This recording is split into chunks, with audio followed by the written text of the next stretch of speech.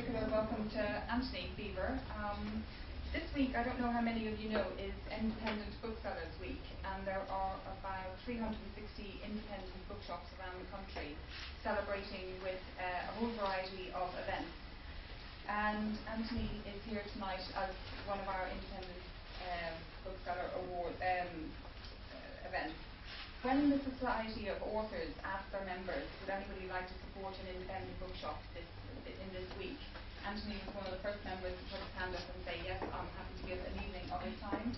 And so we were delighted when he said yes to come to I can hardly say no. As a former chair, you have to volunteer. So Antony is going to talk about researching and writing history for about 30 minutes, and then take questions afterwards and sign any copies of the book. So let me hand over to Antony. Well, I thought I'd concentrate most of all on really the fate of the individual in the Second World War, because it's very hard to appreciate the huge historical forces which killed some 60 to 70 million people. When we dwell on the enormity of the Second World War and its victims, we try to absorb all those statistics of national and ethnic tragedy. The Poles lost nearly 6 million people, about a fifth of the population. Reliable estimates of total Soviet losses now vary between 24 and 26 million dead. Stalin knew in 1945, in fact, the real total exceeded 20 million, but he tried to conceal this. In fact, in the words of the historian David Reynolds, he settled for 7.5 million as a figure that sounded suitably heroic but not criminally homicidal. The statistics of suffering and the sheer size of the numbers are dangerously numbing, as the writer Vasily Grossman instinctively understood.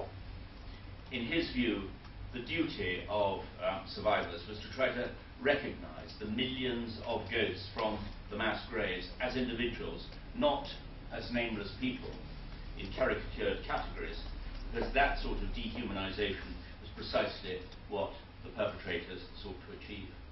But focusing on the dead makes us overlook the way that the Second World War also totally changed the lives of survivors, sometimes in some ways, sometimes in ways impossible to predict. In the Archives Nationales in Paris, I came across a short paragraph in a June 1945 report by the French security police, the DSK. And this recorded that a German farmer's wife had been found in Paris having somehow smuggled herself onto a train which was bringing French deportees and concentration camp victims back from Germany. And it transpired that she'd had an illicit affair with a French prisoner of war assigned to their farm in Germany while her husband was on the Eastern Front. And she'd fallen so much in love with this enemy of her country that she'd followed him to Paris, where she was picked up by the police. But that was all the detail provided in this particular report. And these few lines have raised so many questions in my mind. Would her difficult journey have been in vain in any case, even if she had not been picked up by the police? Had her lover given her the wrong address because he was already married? And had he returned home, as quite a few did, to find that his wife had had a baby in his absence by a German soldier? A recent book in France estimated that around 100,000 babies, known as enfants de guerre, or more viciously, bâtards de Boche, had been fathered by German soldiers during the occupation. In any case, the bare bones of the story could almost have been a novel by Marguerite Duras. It is, of course, a tiny tragedy in comparison to the horrors of the Eastern Front, but it remains a poignant reminder that the consequences of decisions by leaders such as Stalin and Hitler ripped apart the traditional fabric of existence. Many aspects are not as they appear on the surface, as I've learned very much over the years. And I remember as a young officer in Germany based next door to Belsen concentration camp, being horrified by a memorial there to the French Jews who died. It stated, aux Juifs français qui sont morts pour la gloire et la patrie. And I found the idea of French Jews dying for glory and the fatherland quite grotesque. Many years later, I mentioned this to the French historian Henri Rousseau, and he replied, I entirely understand your reaction, but you're completely wrong. It was the French Jews themselves who'd insisted on having exactly the same wording on their memorials as all the other French. And this was because they would never forgive Vichy for having tried to take away their nationality. That's his citizenship. The conditions under which men fought were so desperate that today we can hardly imagine how they survived. Even many who were there look back in amazement. One Red Army officer, Vladimir Ivanovich Chulinev, said recently, "Nowadays I can't believe that we were able to live in the trenches, in the open field, on the snow, in the cold, never taking off our shoes or clothes, with no water or sorts of heat. How on earth did we survive all that?" Between 1941 and 1945, some Red Army soldiers, those who survived the battles along the way, fought and marched for more than 12,000 kilometers. Soldiers afraid both of their enemy and of execution by their own side were put under a terrible psychological pressure. They and Soviet civilians were crushed pitilessly between the two totalitarian regimes. Red Army snipers at Stalingrad, for example, were ordered to shoot starving Russian orphans who'd been tempted with crusts of bread by German soldiers to fill their water bottles in the Volga. The proud brutality of Soviet commanders is simply unimaginable in Western democratic societies. When it came to ruthlessness, General Zhukov even exceeded his master Stalin. On the 4th of October 1941, Zhukov, as commander of the Leningrad front, issued the following order: to make clear to all troops that all families of those who surrendered to the enemy would be shot, and they themselves would be shot upon return from prison. Ironically, it did not occur to Zhukov, when he issued this order, that under it, Stalin himself was in theory liable to execution, since his son, Yagov Zhugashvili, had recently surrendered. I don't think Stalin was unduly worried. He simply admired Zhukov for his pitiless determination. Much has been written about the fighting qualities of the different armies in the Second World War, especially the difference between the armies of democracies and the armies of dictatorships. Much less has been said, on the other hand, about their similarities. One studies the performance of average as opposed to elite troops.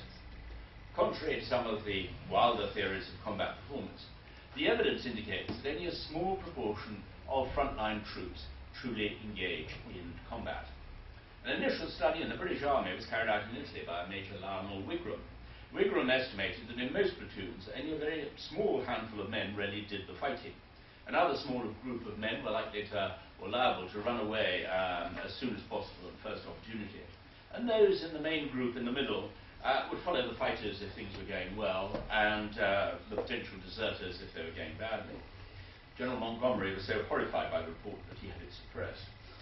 The Germans, meanwhile, divided their soldiers' combat performance into 4 categories: the Einsatzfreudigen, those who enjoy fighting; the Einsatzwilligen, those who prepare to fight; and the Einsatzgehemmten, those reluctant to fight; and finally, the Einsatzflüchtigen, those who will flee from their duty.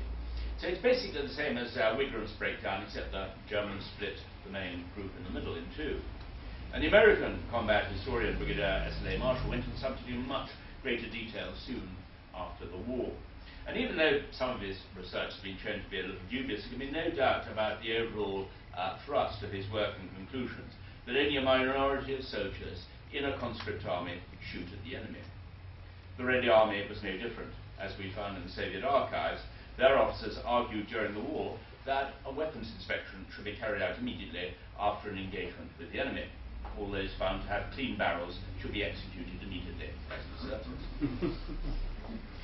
Previously unpublished letters and diaries of the time give us an idea of personal experiences, but they also reveal the attitudes and mentalities holding sway. German officers and soldiers, for example, felt that the Wehrmacht was invincible at the start of the war. It never seemed to occur to them that the war which they were bringing so pitilessly to other countries might one day turn around back against them and destroy their own homes and families. Their triumphalism in the conquest of France in 1940 was buoyed up by a relief that war on the Western Front was completely unlike the battles of attrition in Flanders a generation earlier. As their panzer spearheads charged on towards the Channel through deserted countryside, refueling their tanks at abandoned petrol stations and from French army fuel dumps, tank crews in their black uniforms cheered their commanders whenever they saw them.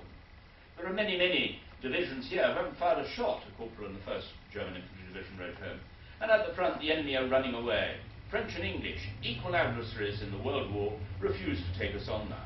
In truth, our aircraft are in command of the skies. We haven't seen one enemy aircraft, any our own. Just imagine, positions like Amiens, Léon, Chemin des Dames are falling within hours. In 1914 to 1918, they were fought over for years. The face of war is dreadful, a German soldier from the 269th Infantry Division wrote home.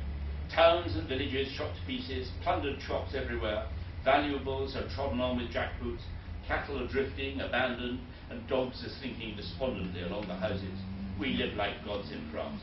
If we need meat, a cow is slaughtered, and only the best cuts are taken, and the rest is discarded.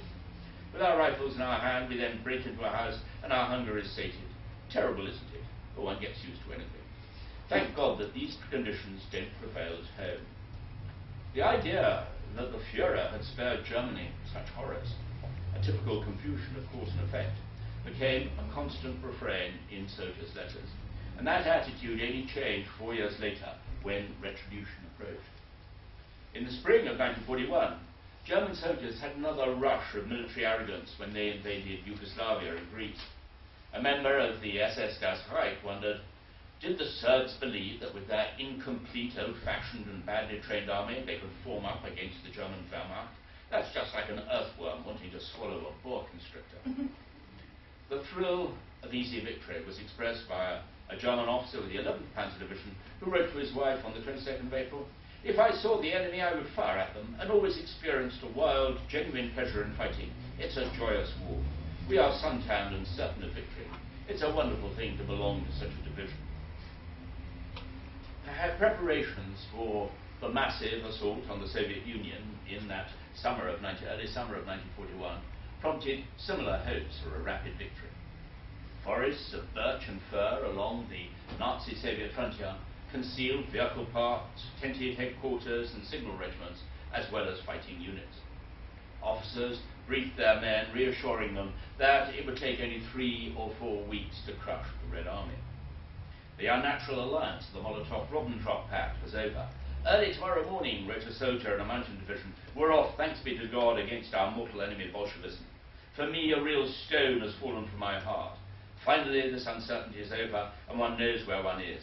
I am very optimistic, and I believe that if we can take all the land and raw material up to the Urals, then Europe will be able to feed itself, and it will not matter how long the war at sea lasts. The fierce sense of relief also affected Soviet citizens, that this treacherous attack had released them from the unnatural alliance with Nazi Germany. The young physicist, Andrei Sakharov, was later greeted by an aunt in a bomb shelter during a Luftwaffe raid in Moscow. For the first time in years, she said, I feel like a Russian again. This war of annihilation, as Hitler called it, was pitiless. The Russian is a tough opponent, wrote a German soldier. We take hardly any prisoners and shoot them all instead. When marching forward, some took pot shots for fun at crowds of Red Army's prisoners being herded back to makeshift camps where they were left to starve in the open. Thousands of Soviet citizens died in the bombing of the cities of Belarus. Survivors fared little better in their attempts to escape eastwards. After Minsk began to burn, a journalist noted, blind men from the Home for Invalids walked along the highway in a long file, tied to one another with towels. Beyond the repression and the starvation of ordinary Soviet citizens lay the far darker forces of Himmler's killing squads, the Einsatzkommandos. One day, a German transport Gefreiter corporal, accompanied by their company clerk, happened to see men, women and children with their hands bound together with wire being driven along the road by SS people. They went to see what was happening. Outside the village, they saw a 150-metre trench about 3 metres deep. Hundreds of Jews had been rounded up. The victims were forced to lie in the trench in rows, so an SS man on each side could walk along, shooting them with captured Soviet submachine guns. Then people were again driven forward, and they had to get in and lie on top of the dead.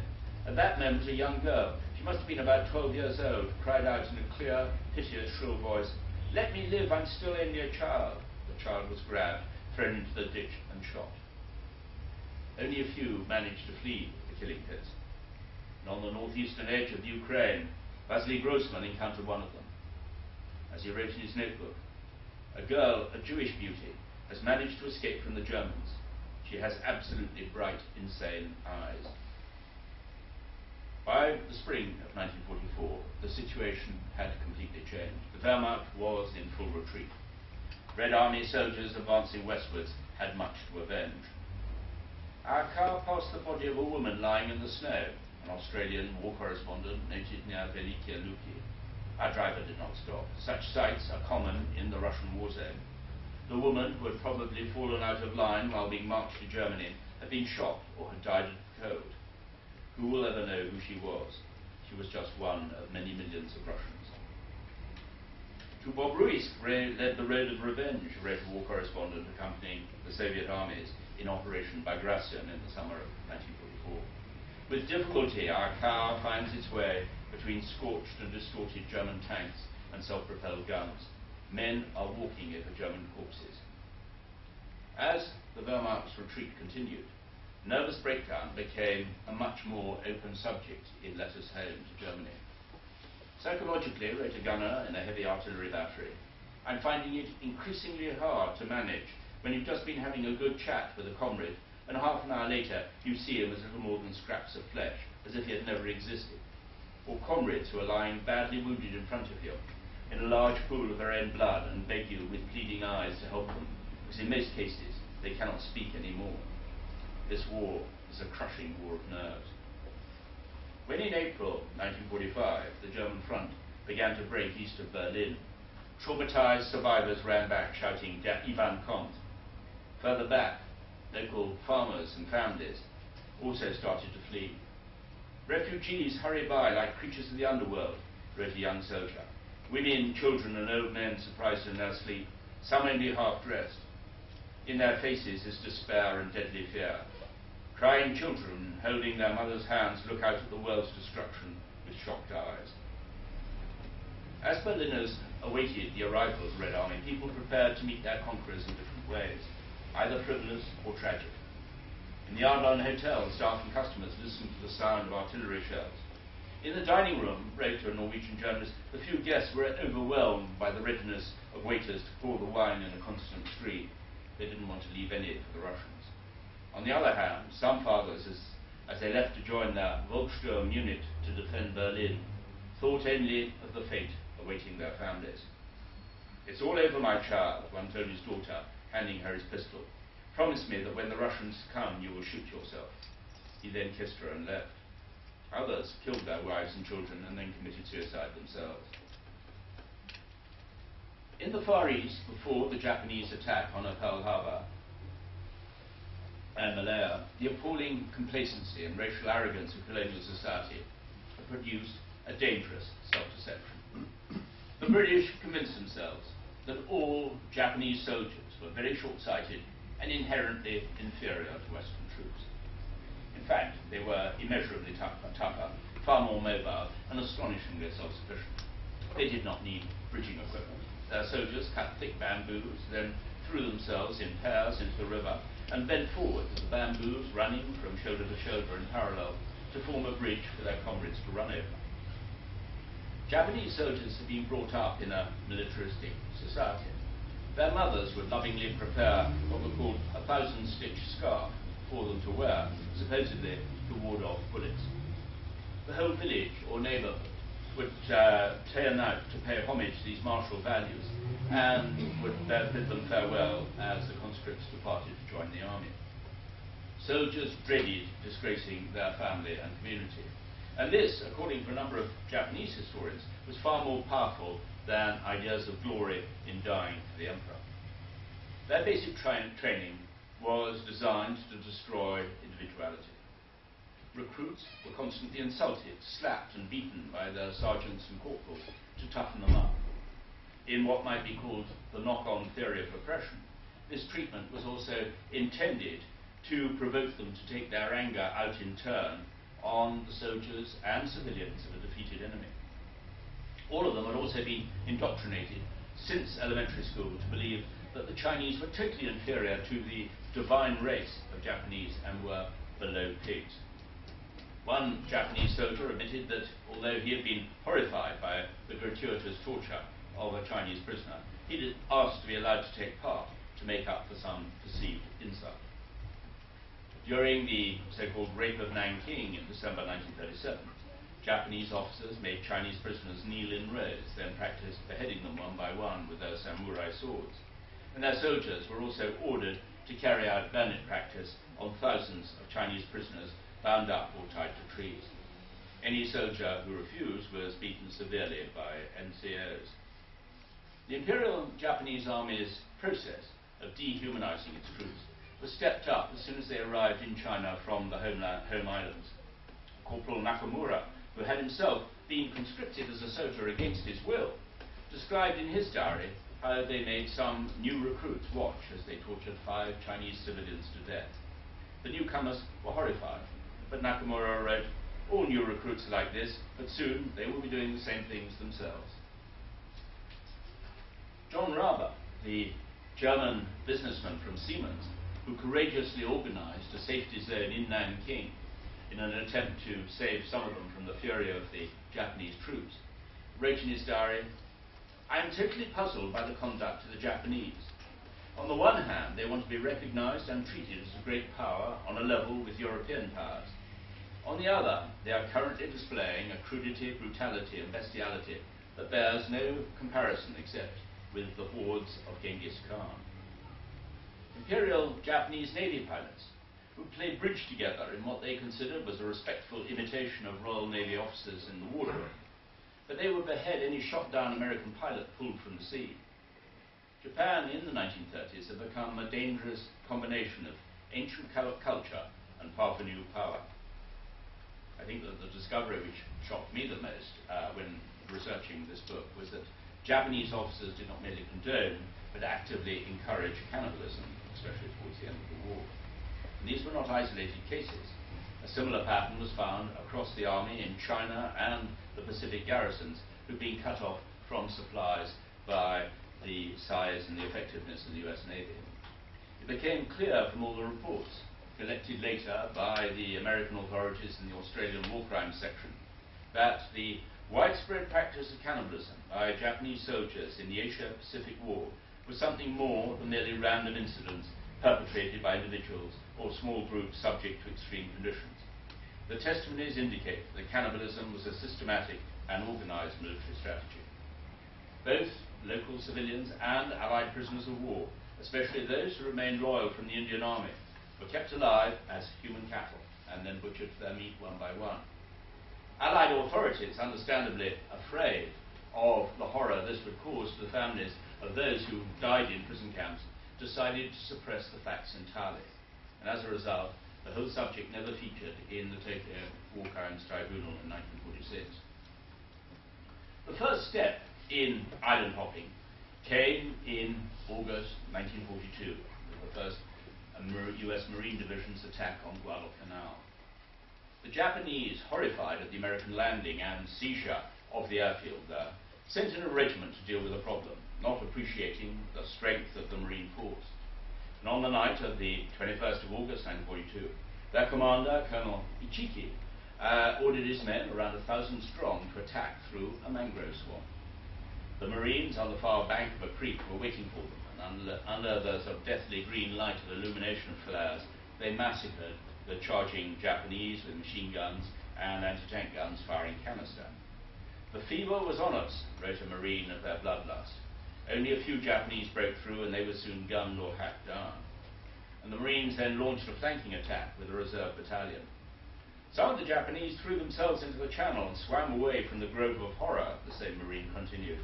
"They were like lemmings. They could not come back. Their heads bobbed like corks on the horizon. The Marines lay on their bellies in the sand and shot them through the head. More than 800 Japanese out of the 1,000 had been killed." Marine souvenir hunters stripped the fly-infested bodies of anything that might be worth bartering later with sailors desperate for war trophies. In fact, a Japanese rising sun flag known as a meatball went for 12 large Hershey bars, while a samurai sword fetched 3 dozen Hershey bars. Anyway, crocodiles soon congregated to feast on the Japanese corpses, and the Marines huddled in their gun pits under the pouring rain, listened to the crunching in the dark with rather mixed feelings. Colonel Ichiki, who survived the attack, committed seppuku, or ritual disemboweling. The Japanese then landed 2 more forces, one of divisional strength, but the Marines, even when outnumbered, inflicted devastating casualties. The Japanese commanders, ashamed of not achieving success the first time, would launch more suicidal banzai charges to wipe out the dishonor. And the Marines, who longed for the Japs to do a banzai, just gunned them down. It was the quickest way of finishing a battle against soldiers who would be far harder to winkle out from defensive positions. In many cases, Japanese wounded would often conceal a grenade to blow themselves up and kill any US Navy corps man trying to give them first aid. So from then on, the Marines always shot or bayoneted the wounded. Once the rainy season began, the downpours filled weapon pits and foxholes. Bearded men shivered, soaked to the skin for days on end. Surrounded by mud, perpetual damp, leeches and jungle rot, patrols and skirmishes had to be carried out in rain so dense that visibility was drastically reduced.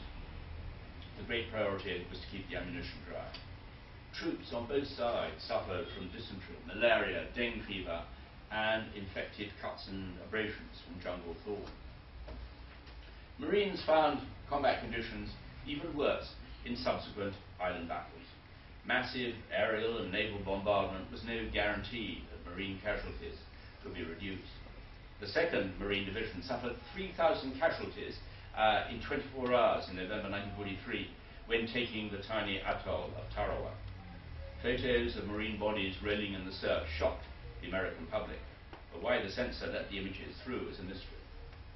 When the Japanese were well dug in, having used the very hard wood of palm trunks to make their bunkers, they could inflict severe losses. The Marines countered with flamethrowers, satchel charges, and armoured bulldozers burying them alive.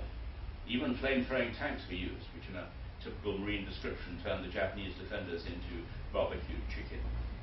The more intelligent Japanese commanders, such as Lieutenant General Kuribashi on Iwo Jima and General Ushijima on Okinawa, made no attempt to oppose the landings, and they forbade their men to waste their lives in any banzai charges. They fought from networks of tunnels and caves, enhanced with concrete and sliding doors, and even extractor fans to remove cordite smoke. With well-protected field guns and interlocking fields of fire from machine gun posts, they were formidable defensive positions. By the 25th of March 1945, when the battle for Iwo Jima ended, 6,821 Marines had been killed or mortally wounded, as well as another 19,000 severely wounded. Apart from 54 Japanese wounded taken prisoner, Kuribashi's force of 21,000 men were all dead. On Okinawa, even some of the toughest Marines suffered from nervous collapse, mainly due to the accuracy of Japanese mortar and artillery fire. Everyone suffered from thudding headaches and the noise of the guns and explosions. At night, the Japanese would try to infiltrate the Marine lines, so star shells or flares were fired continuously into the sky, lighting up the nightmare terrain with that dead greenish glow. Sentries needed to note the position of every corpse to their front, because Japanese soldiers creeping forward during the night to infiltrate their positions would freeze and lie still, feigning death. But even Japanese soldiers were liable to suffer combat fatigue. They referred to paralyzing fear as losing your legs, or uncontrollable trembling as the samurai shakes. The hatred felt by most US Marines and soldiers was hardened by Japanese suicidal resistance and knowledge of their inhumane treatment of Allied prisoners. American troops, like most British troops in Burma, did not see their Japanese enemy as human. Men from the 1st Marine Division, when landing on New Britain, were told by their commander, "Don't squeeze that trigger until you've got meat in your sights, and when you do, spill blood, spill yellow blood." Some Marines decapitated Japanese corpses in order to boil the head and sell the skull when they got home. On the 9th of May 1945, when news of Germany's surrender reached the rifle companies of the 1st Marine Division on Okinawa, their reaction was, so what? They were exhausted and filthy, and everything around them stank. As far as they were concerned, the war in Europe was indeed another war on another planet. After the savage fighting on Okinawa, there remained the even more dreadful prospect of invading the Japanese home islands of Honshu and Hokkaido, where soldiers and civilians alike were preparing to fight on to the very death. None of the Marines, of course, knew then of the atomic bombs prepared in such secrecy. No other period in history offers so rich a source for the study of moral choice, individual and mass tragedy, the egomania of some commanders, the corruption of power politics, ideological hypocrisy, betrayal, perversity, unbelievable sadism, but also self-sacrifice and unpredictable compassion. In short, the Second World War defies generalization and easy categories. Just after the book had gone to the printers, I heard from a German friend that her sister's father-in-law had died.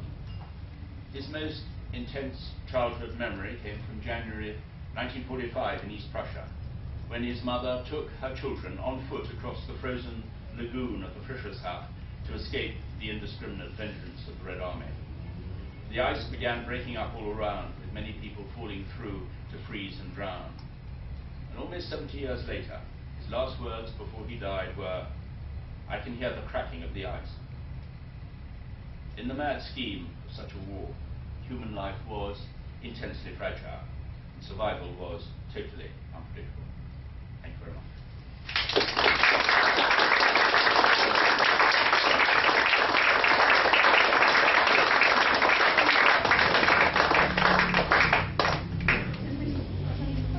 Anybody's got any questions? Yes.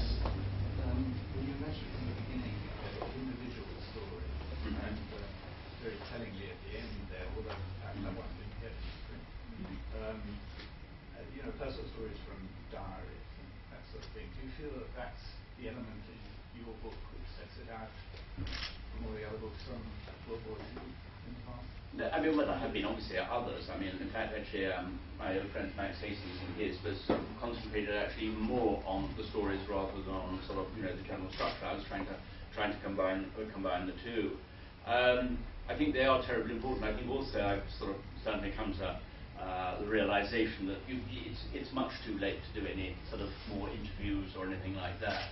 I think really sort of Stalingrad and Berlin were the last two where there were people who could still remember clearly enough. But also, one had to be very careful about, and I remember I didn't do any interviews, for example, for D-Day, because people had been, not just they'd been interviewed many times, but also they had read so many books on the subject that they started to filter their own experiences through what they'd read. And it was quite interesting. I found this was very true, in fact, of Red Army soldiers and veterans. When interviewing them, you realise that they'd read the official history, and somehow they would almost happen to be in the key moments of almost anything that happened, and you hang on, that's not quite convincing. So the vital thing, in a way, I think, is where you can find the contemporary accounts, and obviously letters and diaries. Diaries being the best of all. The letters, on the whole, people writing back, soldiers from the front, always didn't want to really worry their families too much. With the exception, I mean, funny enough, in Russia, it's almost comical the way that most of the letters followed a sort of set for family about sort of, hello mother, hello father, greetings to you all, I am well, I am eating well at the front, we are all ready to die for the motherland, so don't worry about me, or something like that. I mean, it's an extraordinary sort of contrast in that way. But in most cases, rather like sort of people returning from on leave, they didn't want to upset their families. And also, there was that thing whereby many veterans found it almost impossible to talk to people who had not actually been there or been through something similar. And that was certainly true. I mean, in France, it's famous the way that those who have been in the resistance, who really had been in the resistance, never talked about it. And all those who were talking about it hadn't been in there. So, anyway. Yes? You mentioned the Soviet archives, and I was wondering, when did you and fellow historians get access to those archives, and did it make a big impact, have a big impact on one's understanding of what's... The Soviet archives opened already for the very first time, end of 91, beginning of 92. But not all the archives. And there's a friend of a very well-known French historian called Stéphane Courtois, who was working out there at the time. He was famous for having done his book called Le Livre Noir du Communisme. And so I rang him when I was there for some books. I was just about to come out, and I wanted to sort of try to find out what things were like. And he said, "Mon vieux, c'est le vrai Wild West ici." And it was the Wild West because you had American historians coming in, slapping down $100 bills on the table, thinking they could take the files away with them. I mean, it was chaos. David Irving managed to steal a lot of files, I think, at that time, and I mean, there was complete chaos. It started to get then, over the next few years, partly because the archivists had no money at all. I mean, they were desperate, and there was sort of no heating and all the rest of it. And they were fairly complicated conditions to work under. And of course, most of the archivists were also old Communist Party members. I remember one very difficult woman who we had to deal with, who we nicknamed Krupskaya because she had no less than 3 portraits of Lenin in her office. You know, they were doing everything they could to thwart you. So, I mean, it was like playing scissors, paper, stone at times. You know, whatever you tried to ask for, you knew somehow it'll be. I remember we used to go, we were told you can order photocopies. And so, you know, on the very first morning, we took the file over and said, "Could we have some photocopies?" And they said, "Yes, of course." And, you know, an hour later, we went back and said, "Could we perhaps have the file back so we can finish going through it and see the photocopies?" And they said, "The file has now been sent for reclassification." I.e., as soon as you found something, you know, it had to be sent off for reclassification. So we learnt our lesson there. You don't do anything like that, because they wouldn't allow anything like a camera in. And in fact, when I first worked in the military archives, you weren't even allowed to take a computer in. But I did realize the important thing to do was your notebook. You didn't want to have an ordinary notebook. It was very important to have one of the wire spine notebooks so you could tear out the pages without it showing, because when Luba Vinogradova, my wonderful Russian friend and colleague over the last 17, 18 years now, when we went to negotiate at the Ministry of Defense with the colonel on the general staff who was in charge of the archives, he immediately announced, he said, "We have a simple rule in our archive." He said, "You tell us the subject, we choose the files." And there was no point trying to say, "Well, hang on, that's not how it works in other archives," or anything like that. But then what we did find when we were finally allowed, I was incredibly lucky on timing, because we started the research on Stalingrad in '94, and the archives at Podolsk, which was the Ministry of Defense archives, actually opened in '95 for the first time to foreign researchers. So they didn't know really what to do or how to play it. I mean, there's always a sort of mixture of sort of Russian naivety and paranoia. I mean, it's more paranoia or naivety, whichever way around it goes. And so the first morning we had to work in most extraordinary conditions on the other side of the desk from the deputy director, who was a colonel. Was bellowing into the telephone and then sort of slamming it down in frustration, saying, "Soviet 1960s model, it's easier to shout to Moscow." Anyway, he had a rather good sense of humour, but then this rather terrifying character appeared, and who spoke perfect English, who was called Colonel Grigor Yurovich Starkov. And Colonel Starkov, by the way that he spoke English and all the rest of it, you could see he was GRU, which was sort of Soviet military intelligence, which did control the archives. And so Starkov started saying, "Was I looking for negative material?" And had to explain sort of in a deliberately boring way that sort of, you know, historian's duty of objectivity, with that kind of no ice with Colonel Starkov. And then they said, because the point was that they had actually selected a huge mountain of files, but there was a piece of paper showing us which pages we were allowed to look at and everything else was forbidden, which is a sort of fairly strange way of doing things. Anyway, we had been very careful, obviously, on that first morning. And then Starkov said, "Right, it's time for lunch." He said, "You can leave all your papers and bags here." And so they obviously went through the whole lot. And then in the afternoon, we found ourselves unhindered in a lecture room down the hall with all of the files and no supervision whatsoever. So Luba had one of her fingers in one of the permitted passages while we worked as fast as we could through all the forbidden stuff, which was fascinating. Because it was the reports of the political department of the Stalingrad front, and they knew that Stalin back in Moscow had to know exactly what was happening, because he was the whole thing was just so critical at that particular moment. And so very rarely in Soviet archives you actually found a completely unbiased version of events. You had both the genuine heroic and what were they called extraordinary events, which was basically alcohol poisoning of commanders and crossing over to the enemy and desertion and all the rest of it. So anyway, it was a complicated way, but we had started to realize that I was tearing out the pages as soon as we worked through some of the forbidden stuff. I had to tear the pages out of the notebook to sort of hide them away in my trousers just in case, and sure enough they started to get suspicious at one point and confiscated all the notebooks so that their interpreters could check it. And I was also very, very lucky because, as I say, this carried on, that open window carried on until about 2001, I think it was, or 2000. I'd heard from a Swedish historian that the FSB, the KGB, were checking up on every file taken out by a foreign historian, and then they had installed computers to cross-reference them. And then Catherine Merridale, who was working on her excellent book on the Red Army, Ivan's War, told me, she wasn't even allowed into Podolsk where we'd been, and so, the barriers come down again.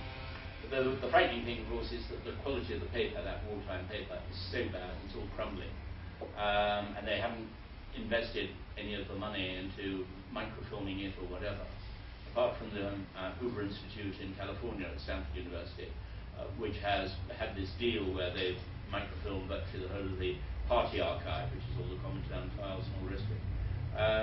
Most of the other stuff could easily just sort of rot away while it's closed and not be available in the future. So it's pretty worrying from that point of view.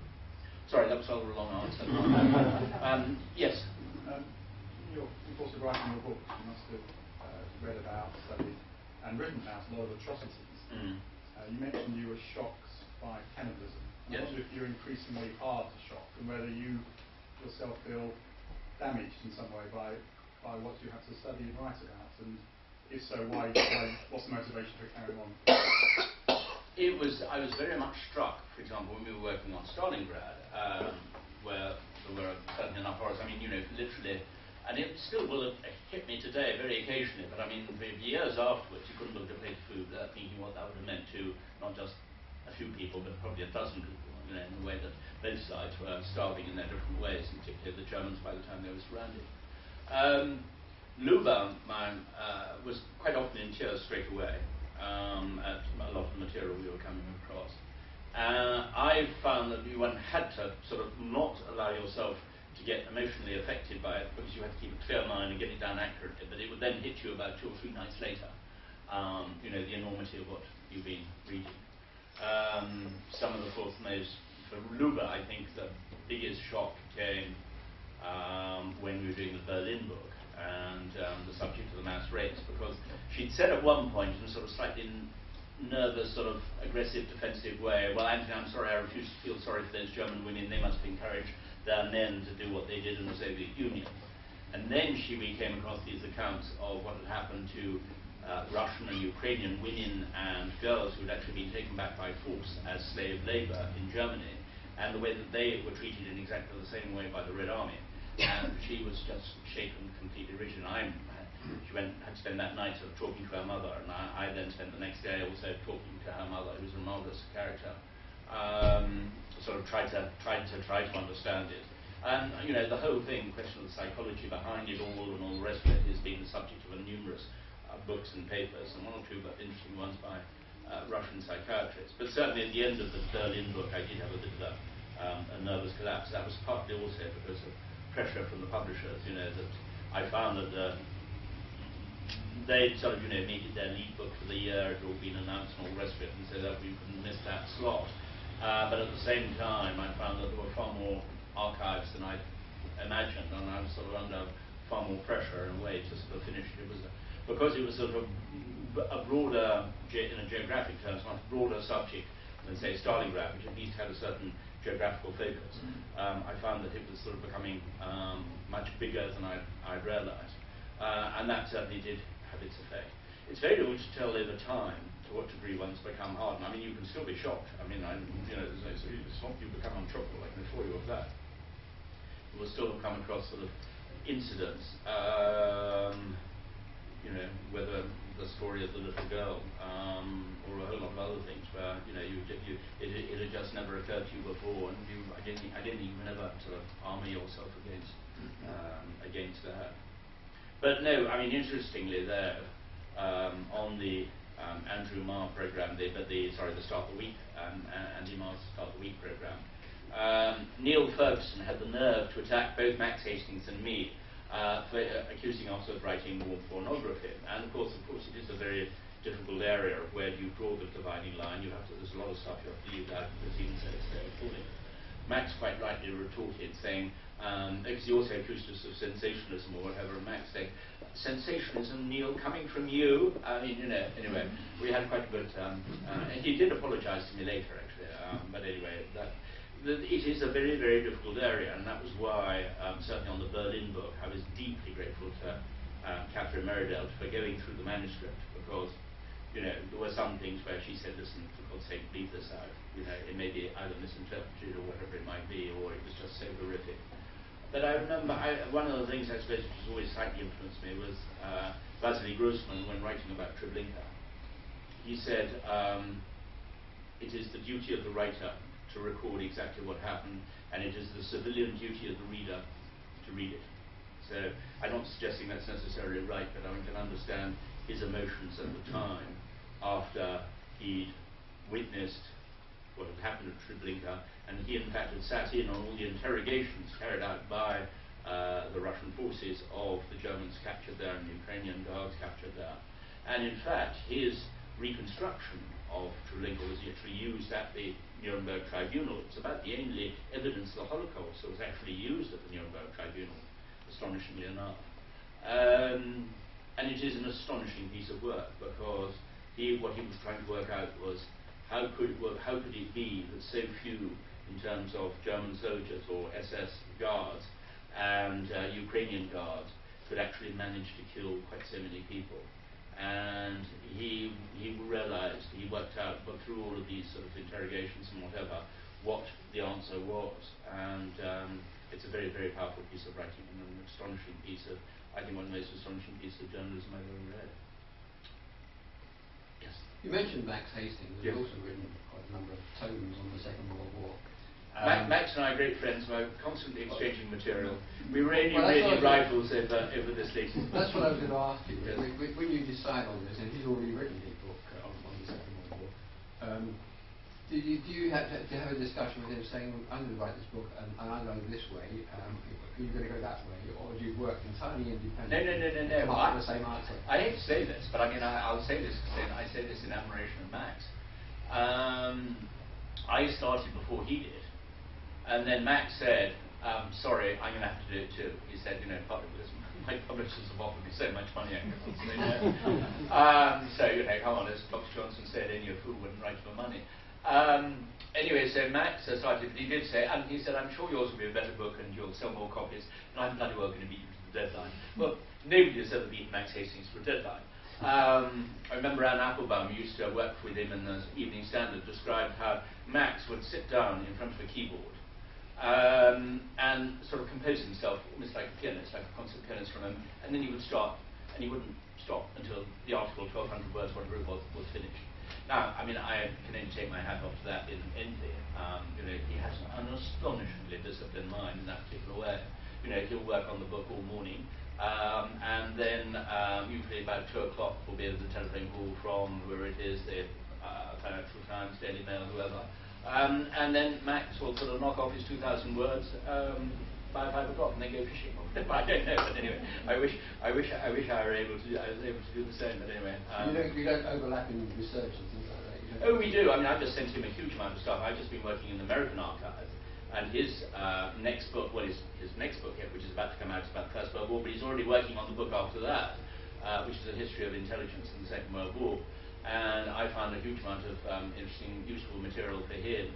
When I was in the archives and sent it to him, and Max sends any stuff useful to me or whatever, and to me, and we all work together on the whole. I know the joke is that the collective noun for historians is a mischief of historians, but I think that's actually unfair, because particularly in Russia, Catherine Merridale, Simon Sebag, Montefiore, Orlando Figes, or whatever, we're all friends,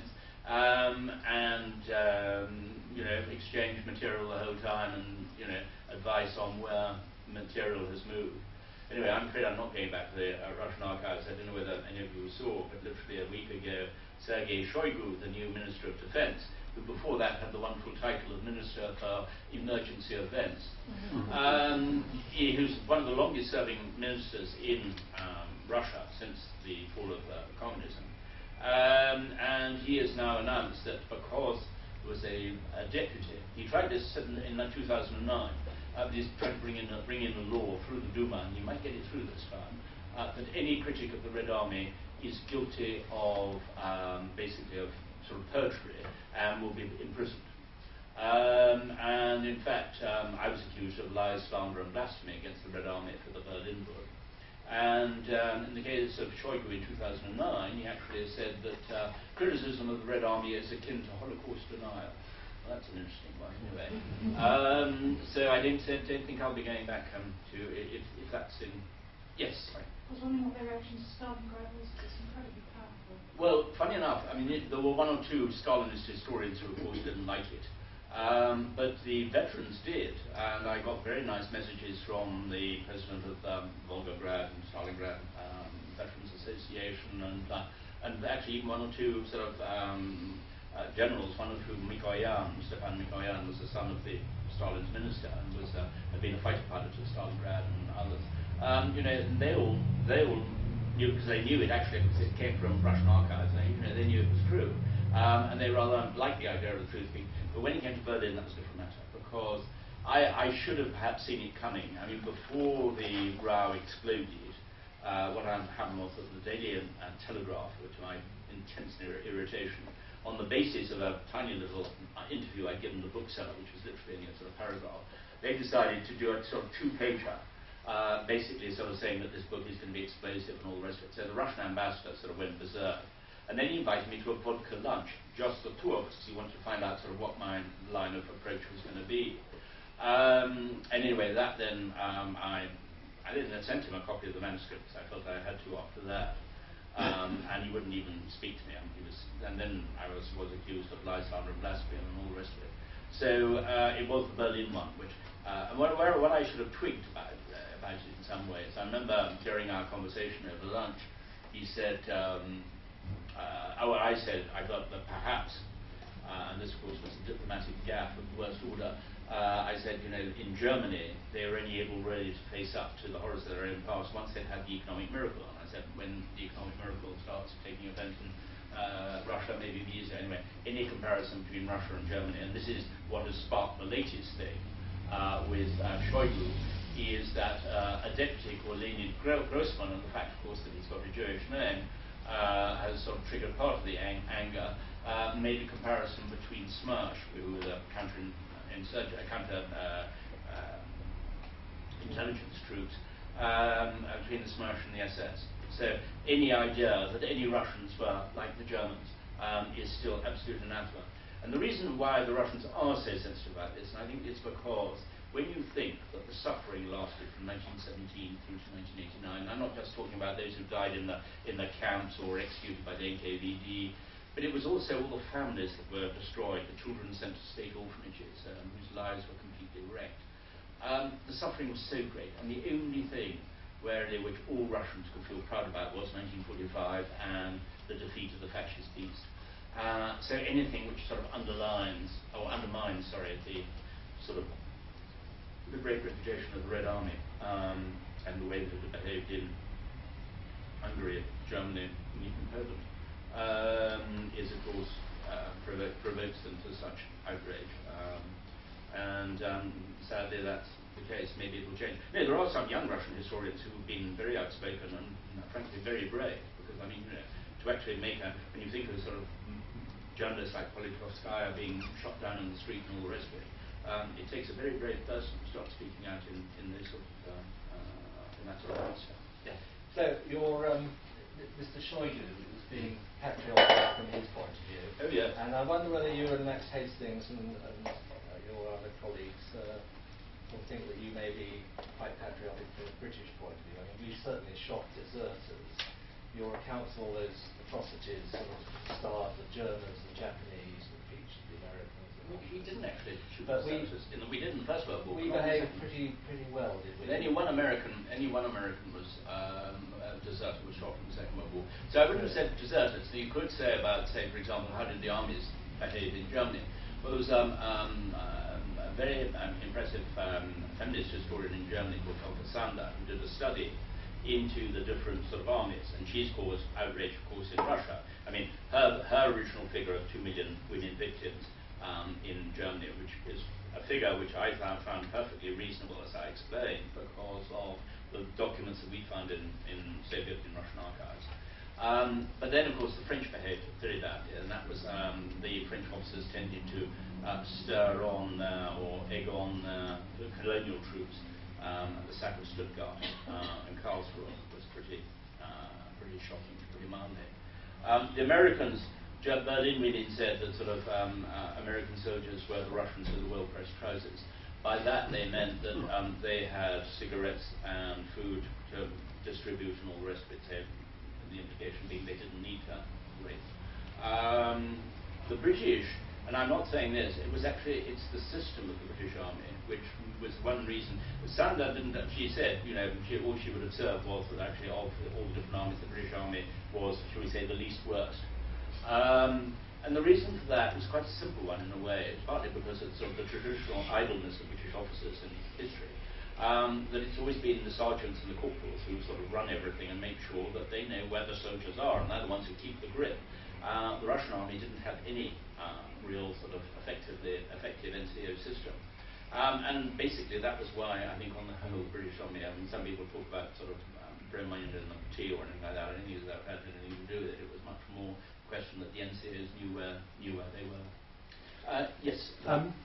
The Second World War obviously has created a huge amount of historical work.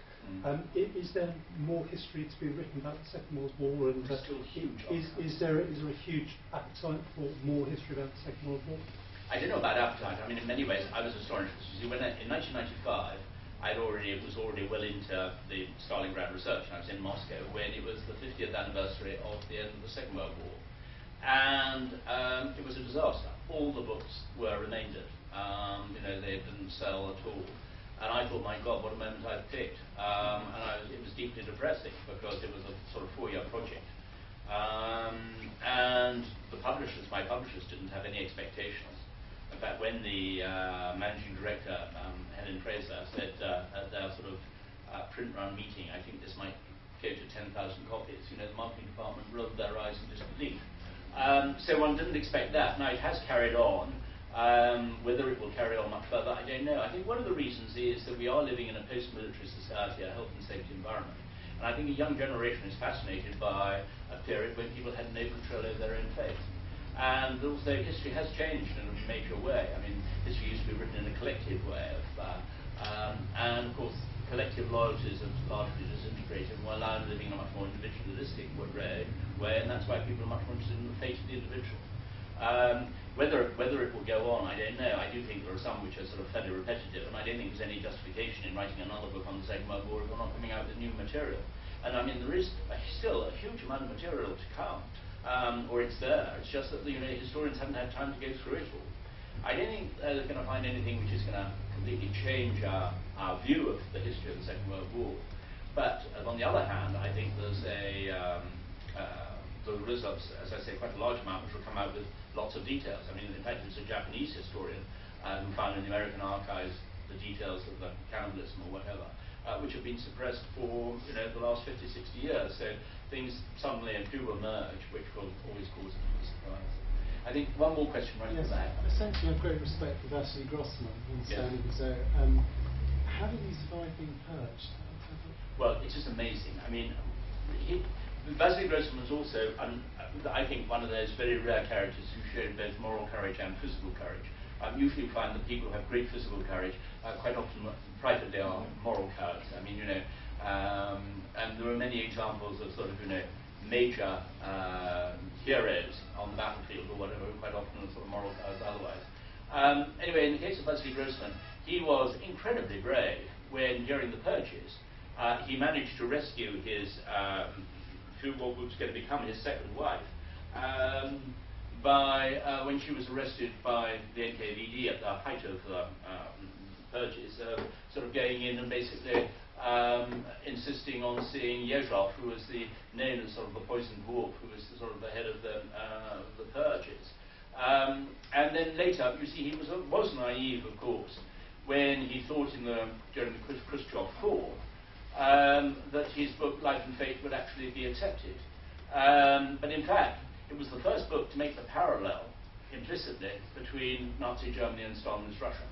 And that was why there was the famous remark by Suslov, who was the head of the cultural department of the Central Committee, who said this book cannot be published for 200 years, which actually is probably one of the greatest compliments that anyone could perhaps have made.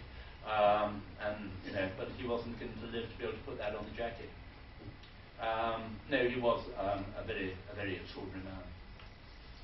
Right, I think I've talked myself out. Yes, all right, okay.